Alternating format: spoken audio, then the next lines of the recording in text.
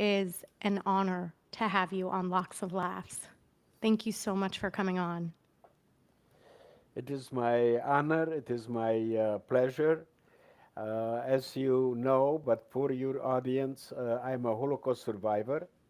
I am a child of Holocaust survivor, which means that both of my parents survived. I'm a Amazing. motivational speaker and educator, and I also served in the Israeli Air Force 1962, 1965. As a matter of fact, uh, okay, Incredible. I did send you information, but I also have a book. It's a promo book for school and campuses, libraries. Okay, it's a combination of my website and my PowerPoint, and I'm also right now uh, officially an actor because Mazel SAG, tov. okay, sent me a letter being a principal performer in an upcoming movie that I'm eligible to be part of the union. So I can call myself officially I'm an actor. That's Unemployed, but still. amazing. No, that is incredible. Mazel tov. Can you give us any information about the project? Yes. Uh, Obviously, your audience knows about Scarlett Johansson. In Yes, I 2018, think she was the everyone knows. highest.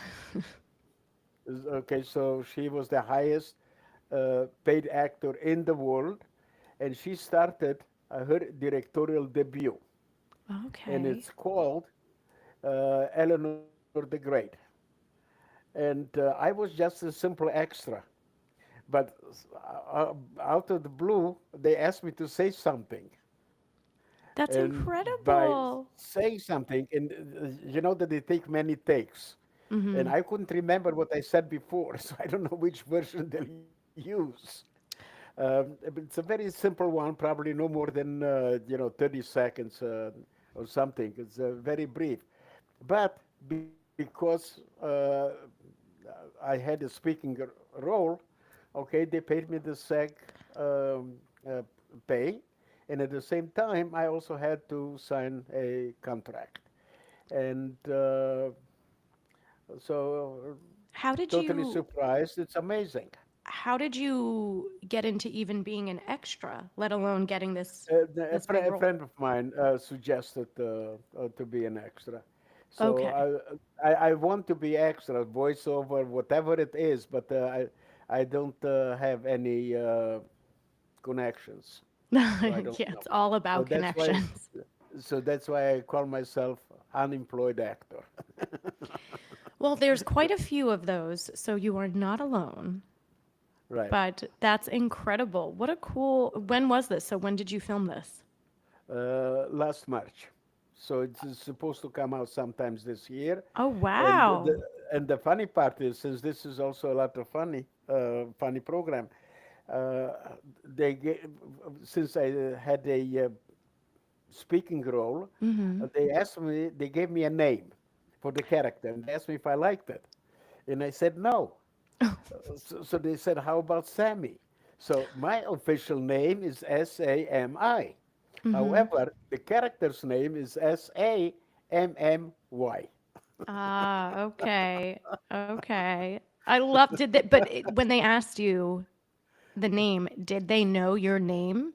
Like did they know your name is Oh Sammy? yes, They knew. yeah, Okay. yes. Then now the other part which is interesting, my friend, I was supposed to be there for 2 days, but as a principal performer, I cannot be a principal performer and an extra. So I was just for 1 day. Right. So Right. the interesting part is my friend called me. She said, "Did you meet, okay, Scarlett?" Okay, and I said, no, I don't know who she is. So I asked one of the crew people, and I asked them, "Is Scarlett here?" So they said, "What are you talking about? You spoke to her the whole morning." Oh gosh. I was going to say how can you be in her film if you haven't met her? Oh my goodness. I was supposed to be just an extra to get Sure. $117.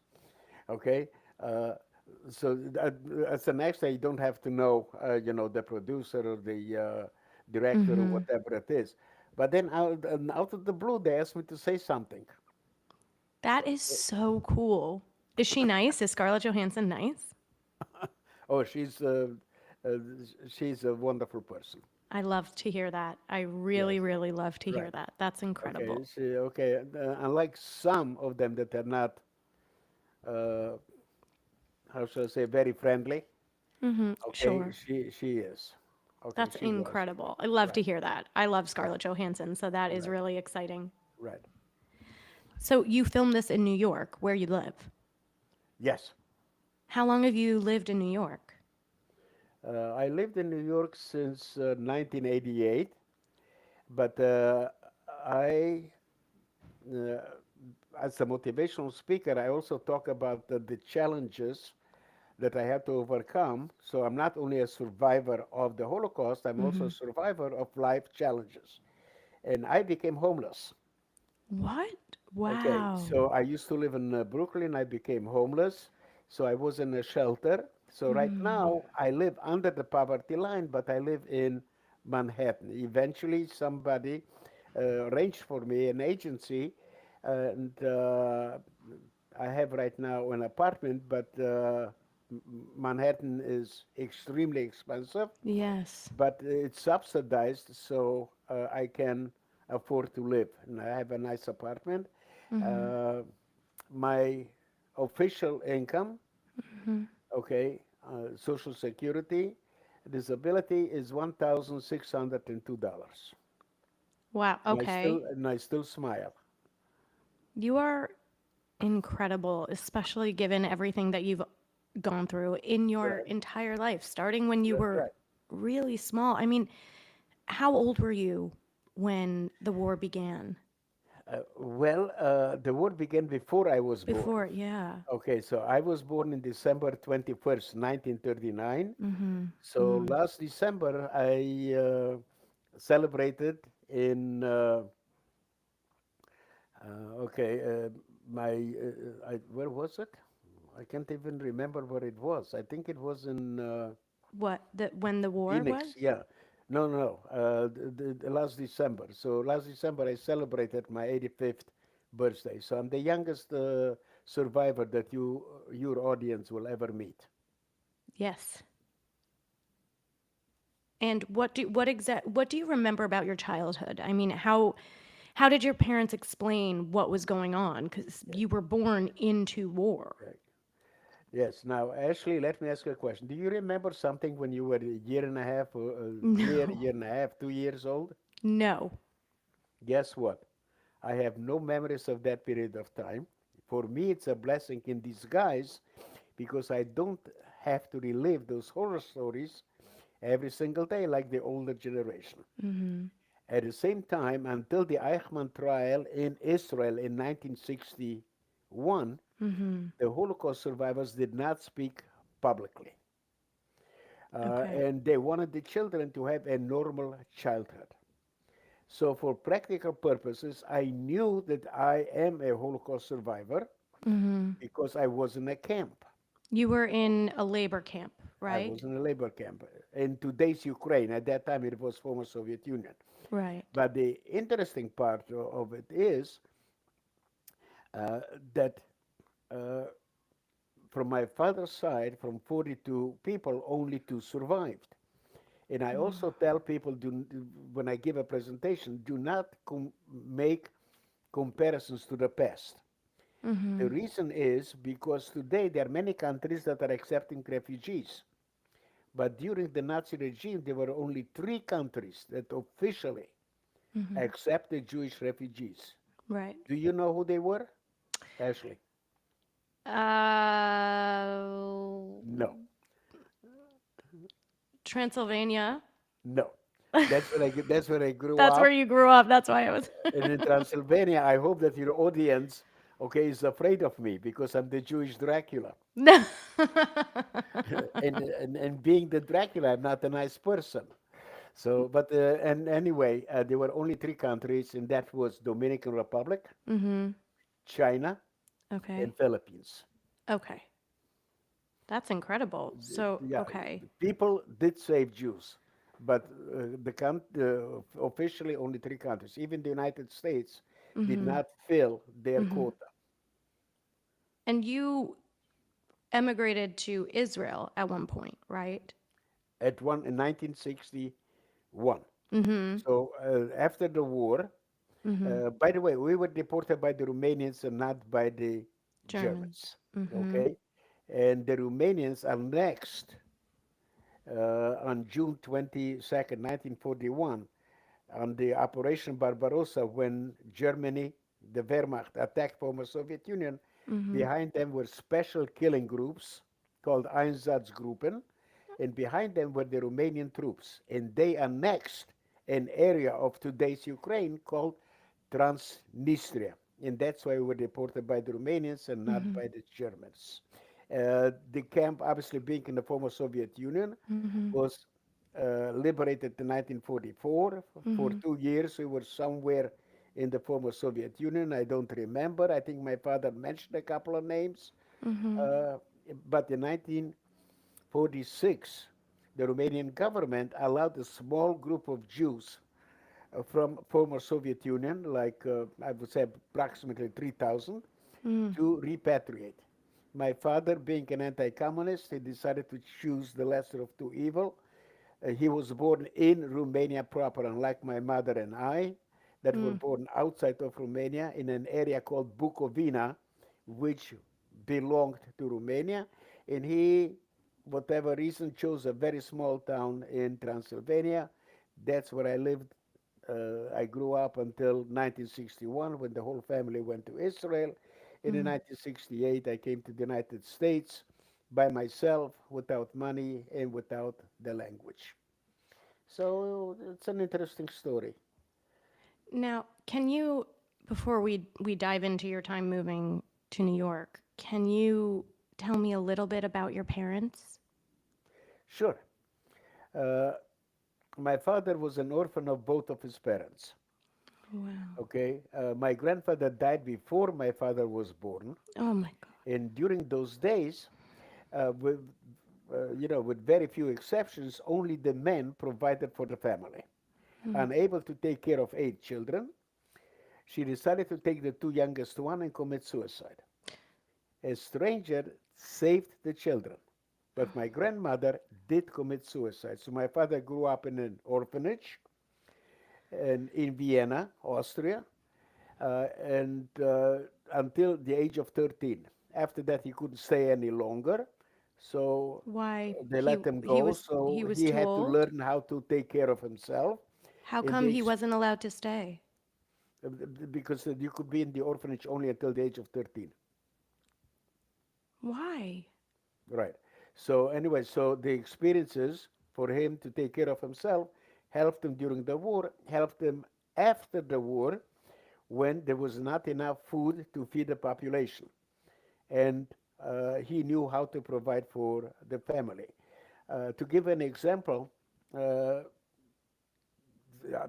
many items were not available in the store, or they were extremely expensive. Mm-hmm. So people had to improvise. So my mother, I remember my mother used to buy about 12 bottles of milk, let them ferment, and somehow eventually turned out into cheese and to butter.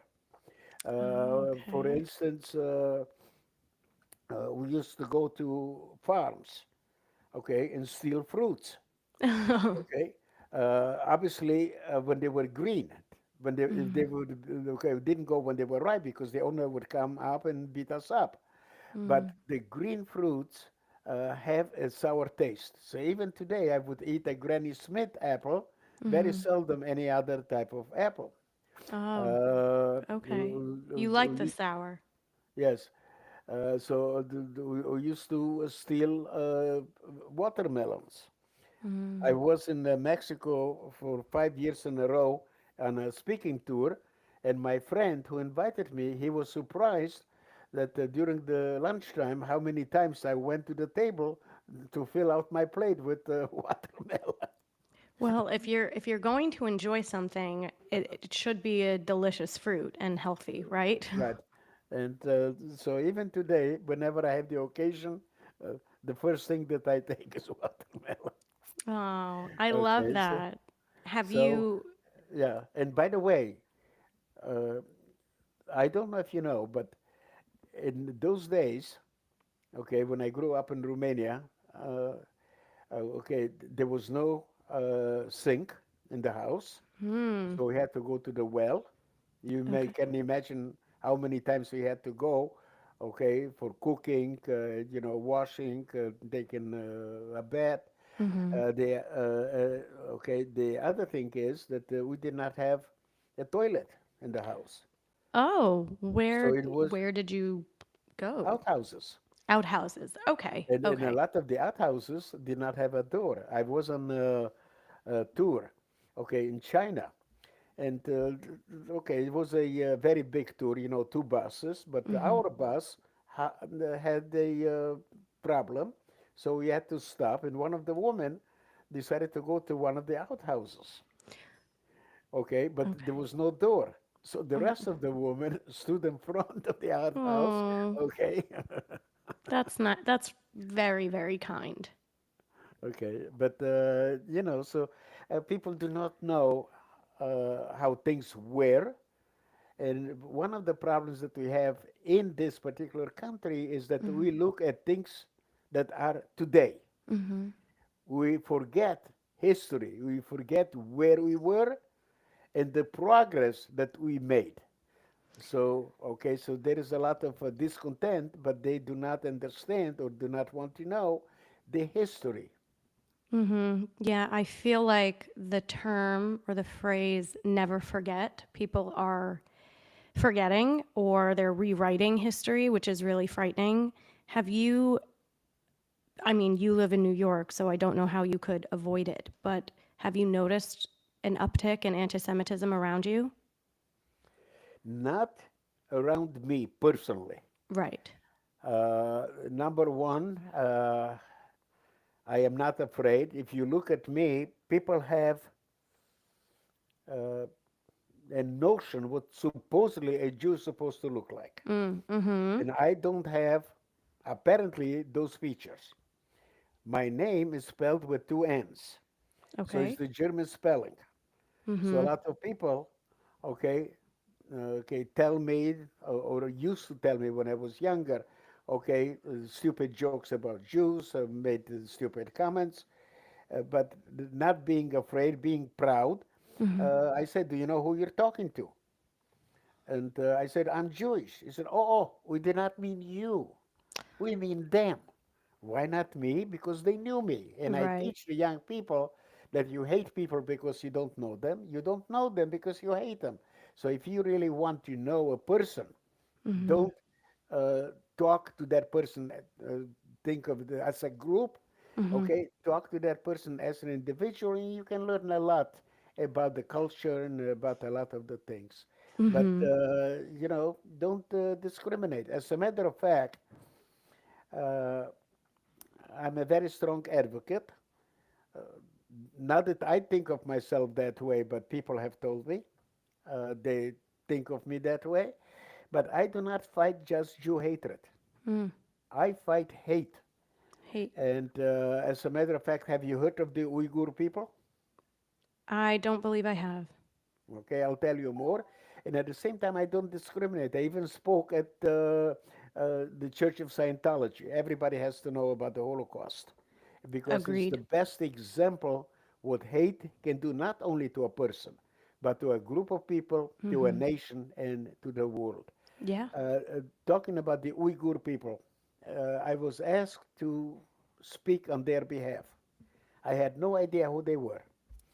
So I had to do some research, and I Mm-hmm. found out that during the Nazi regime, when the Jews in Russia did not want to be deported to Siberia or to face other dire consequences, they went to the south. Azerbaijan, Kazakhstan, Uzbekistan. Mm-hmm. And in Uzbekistan live Muslims. Okay, and their language is very close to Turkish one. Okay. And they received the Jews with open arms. And what happened is about 3 years ago, uh, the Chinese government started deporting them in so-called re-education camps. I lived in a socialist communist country, and I Mm-hmm. can tell you unequivocally, those are not okay for education. Mm-hmm. They are actually uh, concentration camps. Mm-hmm. Okay, they are okay. They're not going there willingly, Mm-hmm. but okay, they're deported.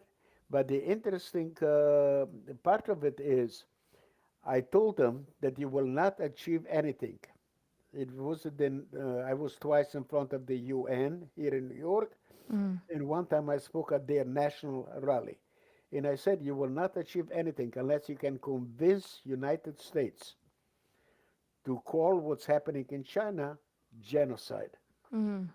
I don't know how they did it. They listened to me. They accomplished their goal, and right now it's known all over.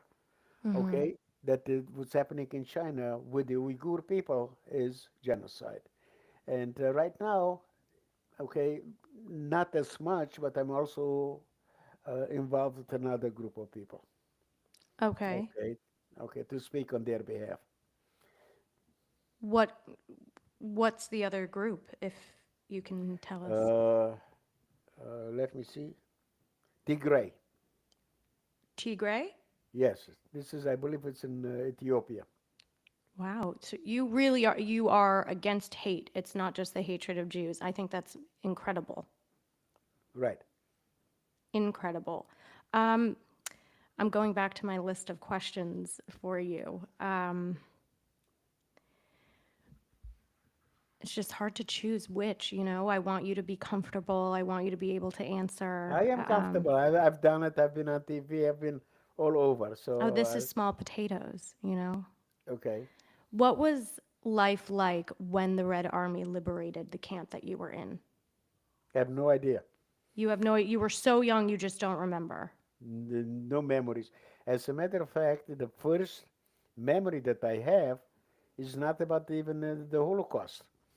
When What I is was in it? Romania, around 6.5, 7 years old, Mm-hmm. I had a nightmare. And in the nightmare, I was stark naked in the corner of a building, pitch Mm-hmm. dark. The only sound that I heard, the Mm-hmm. only light that I saw were from the explosions. Okay, and I felt that I'm in a void. So even at home Mm-hmm. with a loving parents, Mm-hmm. they dedicated their lives to two children. Mm-hmm. Okay, sometimes I also had that feeling, and even today I can't remember associating myself with young children my age. It Mm. was always with teenagers and with adults because that gave me the feeling that I'm protected. Mm-hmm. Do you think it was also that you just had to grow up so fast? Pardon me? Do you think it was that you didn't have a normal childhood, so you felt safer around older That is people? correct, and because Right. of the dream, yes. And in my particular case, uh, I never knew, never had an extended family, Mm. even when I was married. Oh, was your wife also a Holocaust survivor? No. No. Okay. Um, and So now, I have a son. I mhm. have two grandchildren. Oh, My son does not allow me to be in touch with them, so I'm very open about oh. it as a motivational speaker because I tell him you cannot teach somebody not to smoke if you smoke. So I have to be very open. So for them as a motivational speaker to understand, okay, but I tell him I don't want him to feel sorry for me, but I tell him how I overcame those obstacles, being homeless, okay, living under the poverty line, and not being able to see my grandchildren, and remain a positive person. Were you homeless after this was this before or after your son? After Before what? was it before or after Oh, the birth of your son? this was here in New In New York in 1996. Okay, I became homeless. Friends of mine, supposedly people that I trusted with my life, betrayed me. And now there are two things that I'm very unhappy what's happening in this country. Hmm. Maybe things will change, but I'm talking what's right now. Number one, people have forgotten how to disagree in a civil way. And under the 100%. previous uh, uh, no, under the previous administration, unless somebody can prove me wrong, okay, nobody has ever been fired. And this is teaching the wrong lessons, the young people not to take responsibility. Mm-hmm. And I have decided to take responsibility for becoming homeless. Nothing happens in a vacuum. And I said, what did I do to put me in the position that I became homeless? And I said, you know something, I made two mistakes. These were people that I trusted. I gave them cash and I Mm. did not put anything in writing. And I told myself, you know something, I'm responsible for being homeless. Mm. Okay, they are not guilty. They took advantage of my stupidity. And by doing that, all of a sudden, the need to revenge, to be angry or something completely disappeared. And at the same time, uh, by I had to do two things. Mm. Number one, I had to forgive myself for making those mistakes. And Mm-hmm. number two, I had to be kind to myself because when we make a mistakes, we are kind to other people. But when we make a mistakes, we dwell on it and why did I do that? And listen, Mm-hmm. it's the past. It's done. Learn Mm-hmm. from it. Don't dwell on it. Okay, get over it and move forward. Mm-hmm. So my life is always moving forward, not dwelling on the past. It happened, part of my life, but I don't think about it. Do you ever go back to the past at all? I mean, do you ever think Only, only when I talk, when I give my presentations.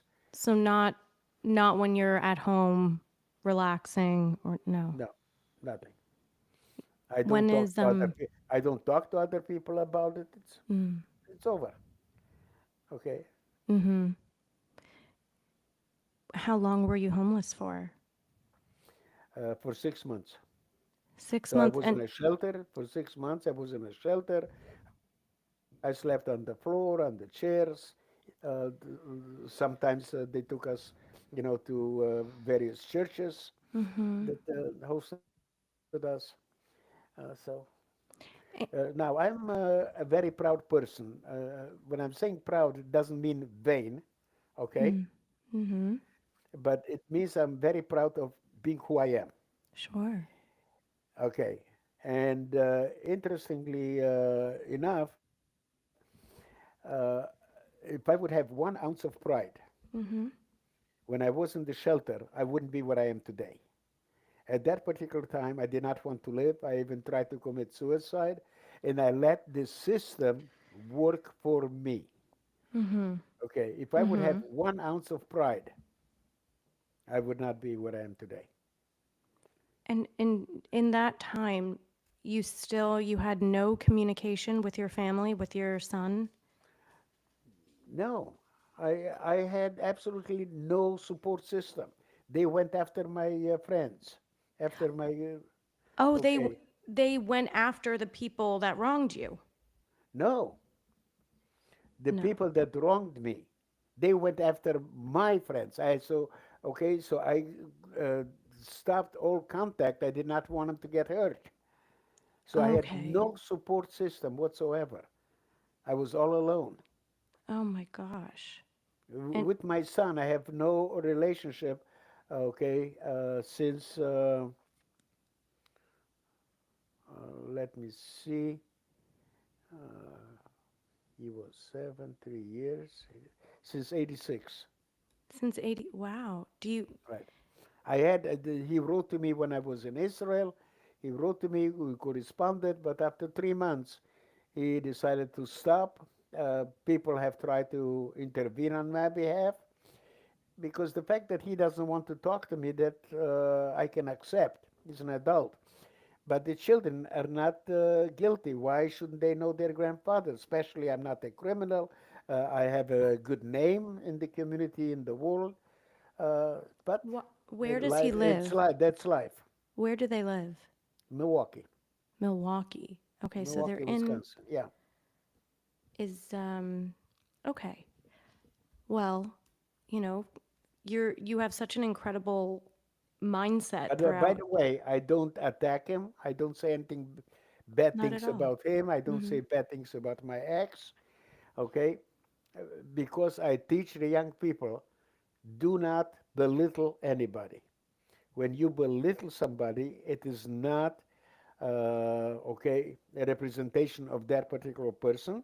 Mm-hmm. It's a reflection of who you are. So if I would say bad things about my ex or about my son Mm-hmm. publicly, Mm-hmm. okay, uh, I would belittle myself. So Sure. I don't go into it. When kids ask me, okay, why not? So I give a very simple answer. Most of the kids understand it, and I say bitter divorce. And a Right. lot Whether of the that's true or not, that's right, right. Is your ex-wife, is she still alive? yes. And the funny part is, since it's a funny show, Mm. okay, she hates me with a passion, okay, or she did. Okay, I don't Mm-hmm. know today. So anyway, as if you hate me so much, we are divorced. Why do you keep my name? Oh, she kept your name. She kept your name.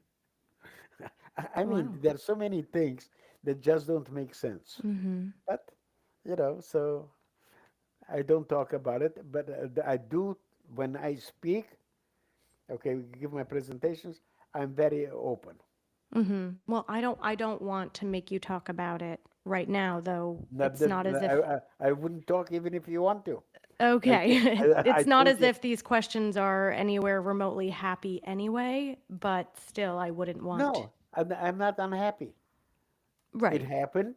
It is, and okay, I still have hope that someday I will be able to be in touch with my grandchildren. Mm-hmm. And until then, I just move forward. It's I I do something that very few people can do. Hmm. I compartmentalize. That's a very specific trait to have. It's a good Yes, one. it's a good one. So therefore, I don't mix. I don't deal with two, three, four different issues. I deal Mm-hmm. with one issue.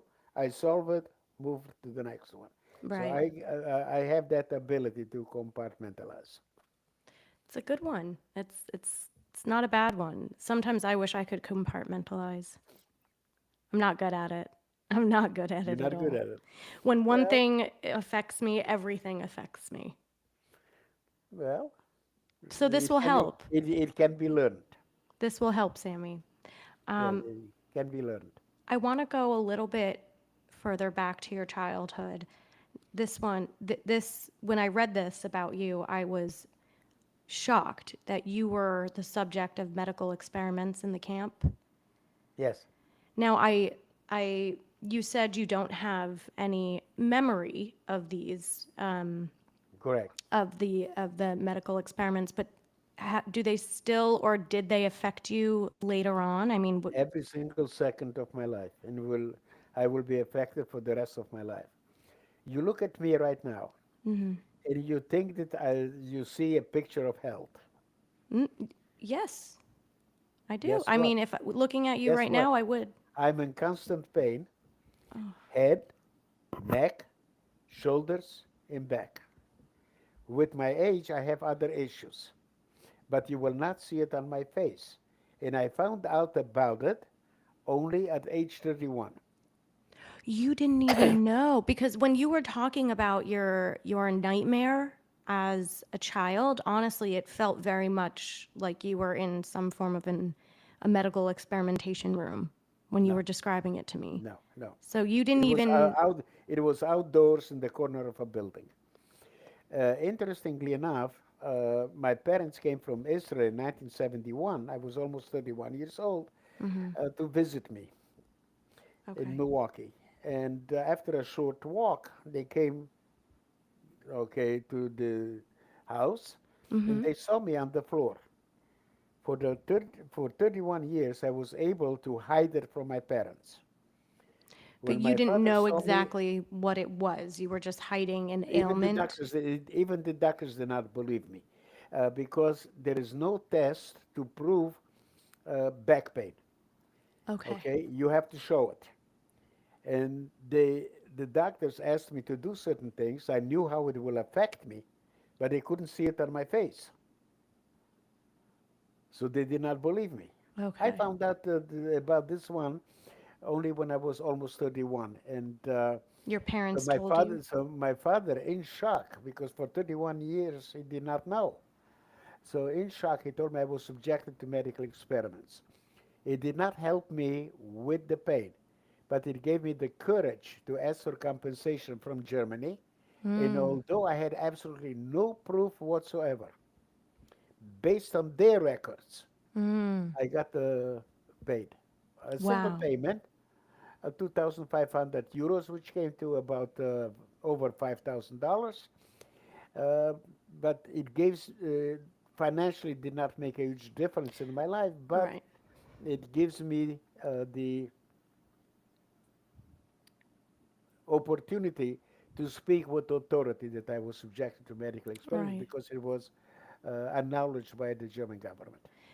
Did they ever give you any form of documentation as to what was done to you so you could have more information? No, No. because people have asked me if I want to know what they did to me, and I said, number one, it will not help me with the pain, okay? Because the pain, the reason they could not find a cure in my case, it's not localized.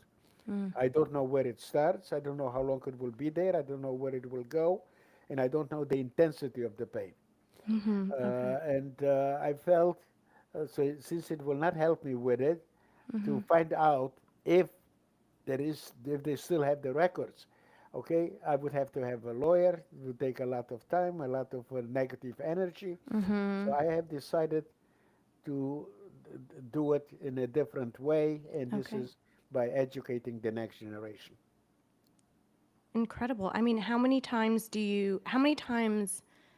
a year do you give talks and do things like this? Before COVID, almost every single day.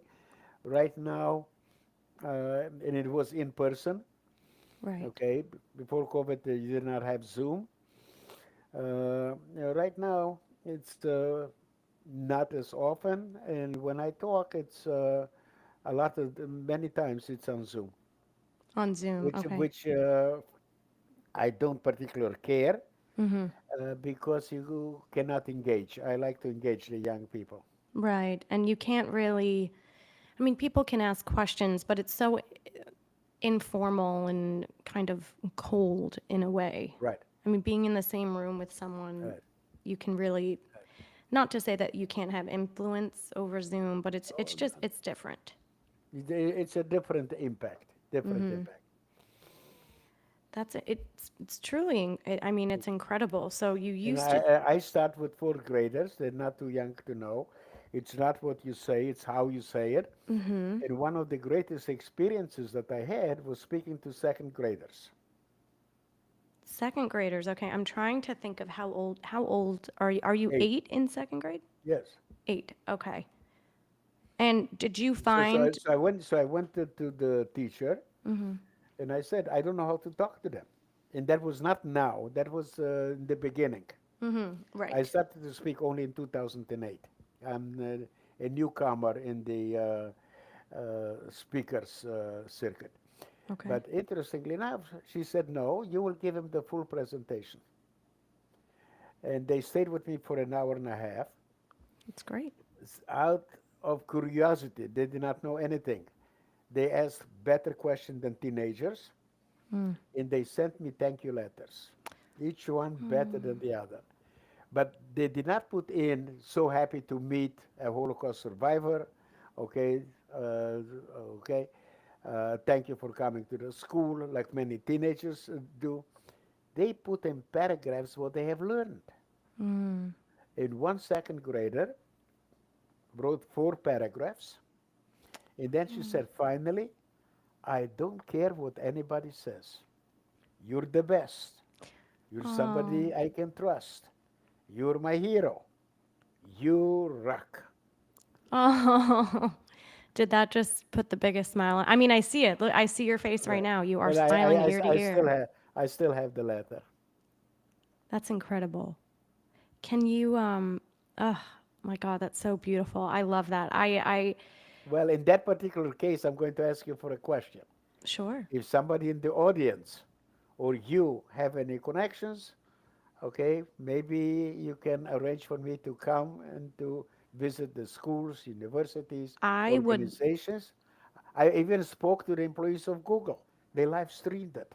what okay. I don't have connections like that, but But you have connections that have connections. right, exactly. If I promise you I will never forget your name, and if I ever hear of any opportunity, Right. I will certainly let them know about you because you're incredible. Your story's incredible, and I actually want to attend. You know, it's amazing having you on my podcast. I feel honored, but I really want to attend one of your talks because Well, I want to know even more than what we're getting down to. okay. Now, I have a suggestion for you. Okay. Okay, so you're from New York, so apparently you still have some family here. I do. So when you come to New York, why don't you come and visit me? I would, you know, I was just And thinking that. you would see things that I don't talk about it. So the only time that you will know additional things about me, if you visit my place, you will see how I live, I would love to come to your house, and to you come can to your bring apartment. whoever you want. I'm gonna bring my husband. I might bring my brother. Good. I mean, if I tell my family, I feel like you'll just have like 25 people show up. That's fine. Do you want to come over for Hanukkah next year? Where? Upper East Side. Sure. I'll come pick Come you and up buy. and bring you over. Of course. Oh my God, we're just making plans on this podcast. I'm Okay. not going to forget though. I really won't. Like, Okay. And if you forget me, you won't be the first one. Now, I wouldn't. talking about the impact that I have, which many times I don't even know, I don't realize it. I know that I have an impact from some of the letters that I'm receiving, but I personally am not aware of it.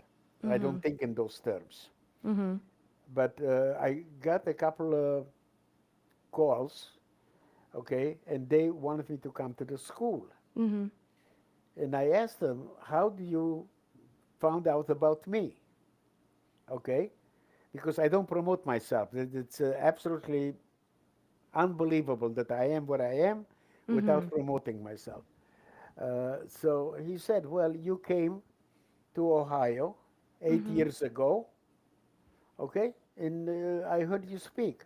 And I said, and you remember my name 8 years later? He said, yes. And he's not the only one. That's So, incredible. Yeah, I'm not going to forget your name. I promise you. okay, I promise you. you don't have to promise me, all you can have to do is when you are in New York, come visit me. I'm going And, to. I don't know the next time I'm in New York. I assume it will be around Thanksgiving. So let's plan for November. okay, But I'm not joking. I will not okay. forget I'm this. not joking either. You're What more part than of welcome. Manhattan are you in? Since I live under the poverty line, I have an apartment in Central Harlem, 149th Street, on the Okay. west side. I know where that Okay. is. Yeah, I know but where that it's is. very safe. It's not what people think of. Most of the people are from African countries, Dominican Republic, and they watch my back. That's incredible. That's amazing, isn't it? I think so. You think so? I I have this question that I wrote, and it's I really want to ask it. And this is going back. though, to when you were saved, which you don't really remember, but it is referenced that a German woman saved you, right? Yes. What happened is if you ask any survivor, how come you're alive today? Everybody will use only one word, and that is luck. Hmm. Okay. I was lucky three times. Number one, I was not separated from my parents. Mm-hmm. Wow. Number two, I was subjected to medical experiments. I don't know if your audience knows or not. Uh, 1.5 million children were murdered.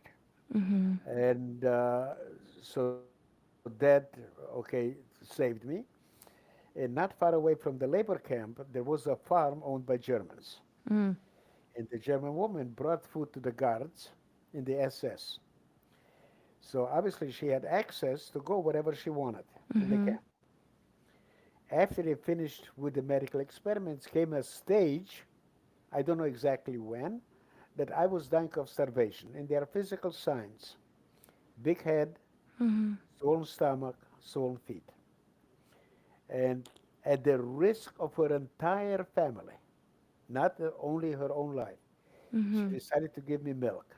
Possibly more, but I did not ask my parents. I don't know. Excuse me. So I don't want to Bless you. embellish things. Mm-hmm. So all I know. So my father told me at one time that when I started to get some colors on my cheeks, she used to pinch me, and she Mm. used to say, "Those are my rosy cheeks." Okay. Okay. So uh, anyway, I don't know the name of the person that saved Mm-hmm. my life, but in 2014 I went to Israel Mm. and decided to give testimony at Yad Vashem, Mm-hmm. the Holocaust Museum Mm-hmm. in Mm-hmm. Jerusalem. And next to the museum, there is a garden honoring 27,000 people Mm-hmm. that saved Jews. And I saw a marker honoring the unknown righteous among the nations. And that made me very happy because indirectly, the Mm-hmm. woman that saved my life has been honored.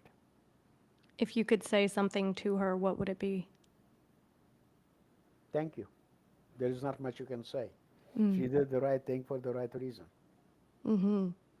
Okay, it's words cannot adequately express the thanks. Okay, for what she Mm-hmm. did. Of course. So, so thank you is I think it's sufficient. That Um, encompasses everything. Now you just brought up Israel, and you moved back there in 1983, but then you later returned to New York, right? So Yes, what led you to make that final move? to come back to the States or Mm-hmm. to come to the States in the 1968. To come back to New York, to like the final move. Well, it was not. New York was not my choice. Okay. Okay, and have you heard of something called people make jokes about the Jewish mother? Yes, I have made many a joke. So it's because of my mother. I never intended to ever come back. And when I was here in the States Mm-hmm. from 68 to 83, I denied my Americanization, Mm. which means that uh, when I voted, it was always, is it good for the Jews, is it good for Israel? Right. Okay. Okay? And so when I went back after my divorce to Israel, I had never intended to ever come back. To the States. My mother noticed that I'm more American than Israeli because I lived more here than in Israel. Okay. So she said, if you ever want to go back, That. okay, you have my blessing. And I said, Mother, don't joke because one day I'll come home and I'll tell you I'm leaving today. And she said, fine. And that's what happened in 1988. And And New you're. York, I did not want to go back to Milwaukee, Mm-hmm. okay, because I haven't been in touch with with my ex, with my son, so I did not want to disturb. Okay, I wanted to have, first of all, a dialogue to find out, to do it in a nice way. Mm-hmm. So New York was not my choice, but I came here at the height of the inflation. Prices were extremely high. I had to rent an apartment, and little by little, one thing led to the other.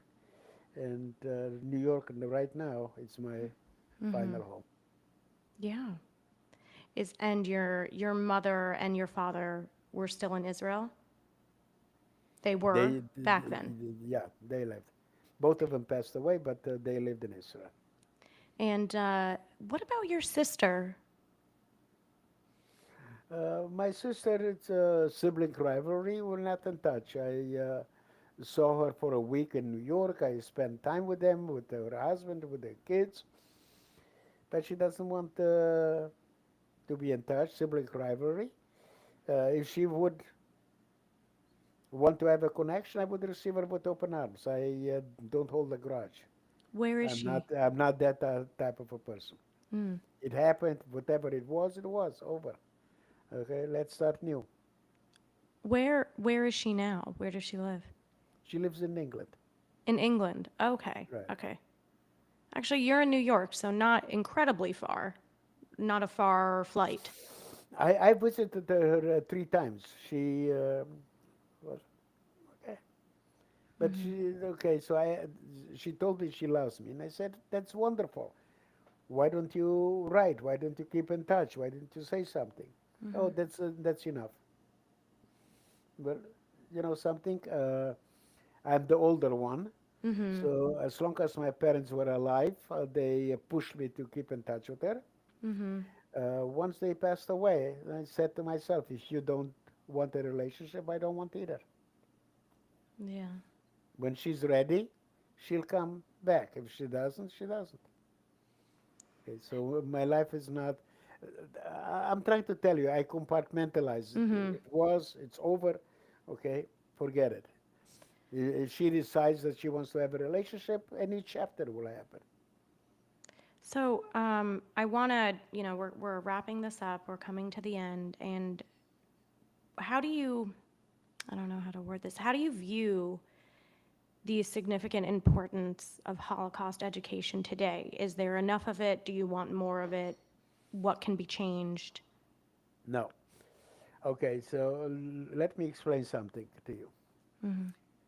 There are 23, I know of 24, but most of the people say 23 states that mandate genocide Holocaust curriculum. Okay? Okay. Not Wow. every state. That's really bless you. The first one was New Jersey. The last one is Pennsylvania, where I was the keynote speaker to introduce a legislation. The biggest problem that we are having is not enforced. Mm-hmm. Okay, so they don't have a standard curriculum. Mm-hmm. Okay, uh, it depends on the principal. Okay, how they want to teach it, for how long. Mm-hmm. I know of only 2 people that I met that teach the Holocaust. Mm-hmm. Okay, as a separate curriculum for a full year. Some of them only for a semester, once a week for a semester, which is Mm-hmm. not enough, Not enough. and most of them just for a few days. The first one, he wrote a wonderful curriculum about genocide and Holocaust in World War II, Mm. uh, approved by the Holocaust Commission in New Jersey and by the state of New Jersey. Mm-hmm. And I spoke there in Bayonne, New Jersey, for I think 6 years or 7 years in a row Mm-hmm. to 735 seventh graders. Wow. Wow. And I asked them, uh, since you are a history teacher, you wrote this wonderful curriculum. Mm-hmm. How many students attend your class? He said 50. So I said, Gene, what are you talking about? This is mandated, required to teach it in schools. He said it's an elective course. That's horrible. So that's why I teach the young people to be very precise with words. Because there are many words that make you feel good. Like for instance, personally I don't like the word anti-Semitism because it's a different form of hate. A lot of people look at it that way. I like Jew hatred because that is very specific and cannot be lumped together with hate. It's a totally different type of hate. I don't like, for instance, that you have brown eyes. I don't like the way you smile. I don't like, you can hate people for so many reasons. But when you say Jew hater, Jew hatred, it is very specific. Right. And that's what I teach the young people to be very precise with their words. And I can give you other examples. If you want, I can give you other Sure. examples. I would love any other examples. Please. Okay, for instance, I don't like the word West Bank.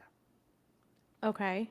Why? Okay, first of all, Jews are indigenous to the land. Once you are indigenous to the land, you cannot occupy your land, right? Correct. The first thing when you're using, first of all, when you say West Bank, is a geographical description of an area west of Jordan River. It was, okay, coined by Jordan. But the first thing that comes to mind when you use West Bank is occupation, confrontation. Right. Nothing can be solved. On the other hand, if for political reasons you don't want to accept that it's part of Israel, okay, that we are indigenous to that land, call it disputed territories. When you use disputed territories, if both sides want, okay, you can reach a resolution. But obviously, both sides have to want to do it. Right. And that's Exactly. why Both sides. a former Israeli prime minister used the word West Bank. Why would you use, okay, the word of our enemies? It is part of Israel, not recognized yet officially, like the Golan Heights was recognized. Okay, so it's disputed territories, but it's a totally different way of looking at things, and that's Right. why I stress to be very precise with the words. Now, you've brought up young people quite a bit. What message do you want young people to take away from you, from your story, from the past? What I want is I want them to be proud of themselves. Okay, to push themselves further than they have achieved. I want them to be the best that they can be. At the same time, I want them to become upstanders. All the tragedies in the world have happened because the world stood by and did nothing. Okay, and all the changes in the world have been accomplished by young people. And I want them to be very proud of their heritage. Like, for instance, I'll give you an example. Uh, this is the only country where people identify themselves by their heritage. When I was in Romania, I adapted to the Romanian culture and I was Romanian. Right. In Israel, I adapted to the Israeli culture, I was Israeli.